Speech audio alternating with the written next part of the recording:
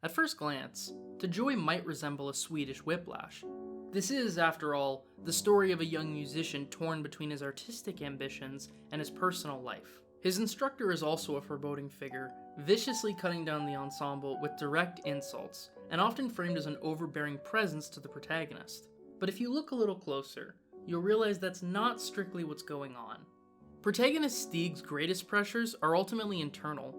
For as stern and blunt as Sonderby may be, he's ultimately a friend to Stig. Moreover, the relationship isn't exactly one-sided.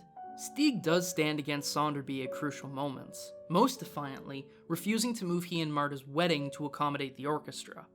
The two men are much closer to equals, despite one's status as a mentor.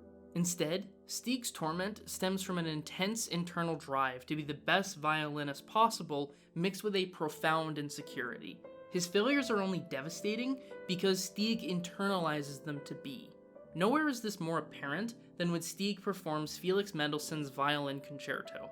The performance is far from a train wreck, but Stig does clearly screw up, with both he and Sonderby acknowledging the failure. But even still, the bad performance does not have a particularly negative impact on Stig's career. Nonetheless, Stig takes out his inadequacy on his family, bitterly lashing out at his wife and blaming his children for disturbing his practice. Morose from the start, Stig slowly becomes cruel, starting a joyless affair and becoming abusive to his wife. Through this behavior, Stig is consistently miserable, but justifies this early on, claiming it's actually better for artists to be unhappy for the sake of their art. Such a belief is darkly contextualized by the film's opening, which reveals that Stig's wife and daughter will come to die in an accident.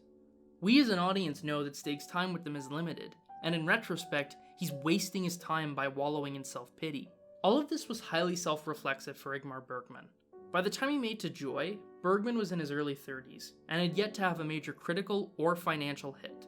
Bergman funneled his anxiety and self-doubt into Stig, who Bergman described as performing Mendelssohn with, quote, about the same lackluster skill as I exhibited in Crisis.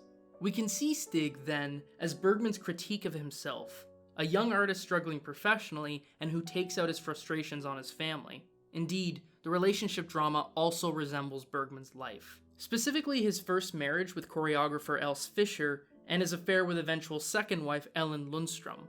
Bergman solidifies this self-reflection by casting his own mentor, director Victor Sjöström, as Sonderby. To Joy ends with a rehearsal, after Stig has lost Marta and their daughter. He insists he'll continue to work, but during the rehearsal, Stig's son enters, and his father smiles at him. Memories of his family overtake Stig, overwhelming the performance with the film's culminating image being Stig's son. At great cost, Stig has learned that the people in his life are more important than his art. Did Bergman learn this too? It's hard to say. Accounts of the man stress he was far more lighthearted and funnier than his art would suggest, and that certainly differs from Stig's general misanthropic attitude. But a quick glance at Bergman's IMDb shows what a workaholic the man was, and that's to say nothing of his theater work. Not to mention, Bergman would remain an adulterer with many marriages and affairs ahead of him, so it's not like the dude suddenly became a family man. Knowing one's flaws, and knowing what to do about them, isn't the same thing, evidently. And that feels like a good place to end Season 1 of Bergman's cinema. We're going to take a short break from this series, but when we return, a pair of summer romances will help push Bergman to new heights.